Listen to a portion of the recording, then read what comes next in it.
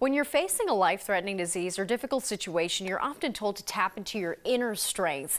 It's a concept that's been studied since the early 90s, and the more inner strength you can muster up, the better the health outcome. Here to talk more about inner strength is our 9 News wellness expert and psychotherapist, Heather Hans. Good morning, Heather. Good morning, Natasha. So we know that inner strength comes from the inside, of course, but where exactly? Yeah, so there's evidence showing that having a disease or going through a crisis positively affects inner strength over time.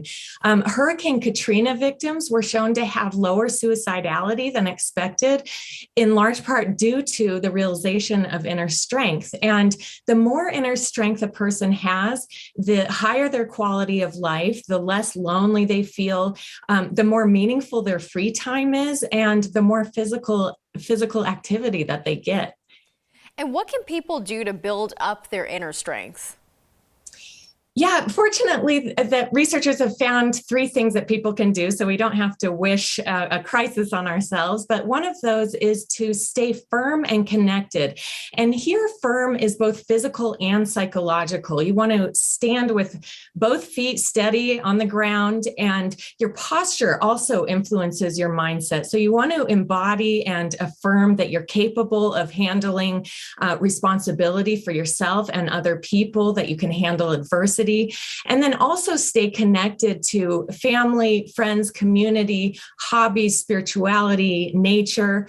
Another thing that they found is to stay flexible, because being able to switch from one way of thinking to another builds inner strength. And rigid thinking makes it harder to solve problems. Humans can get very stuck in their ways of thinking. In fact, researchers have found that monkeys are more cognitively flexible than us. So people could start small and hold on to your vision, but make room for changing your deadlines or your methods and allowing for interruptions. And then one other thing is to be creative. And here that means directing your life in the way that you want it to go instead of being a victim of circumstance, and believing in your possibilities and your potential to make decisions that will move your life in a meaningful direction. And if you notice yourself, starting to feel doubtful or pessimistic, you just redirect your thoughts to more self-affirming ones. And then when you go through times of insecurity, how can people keep their inner strength?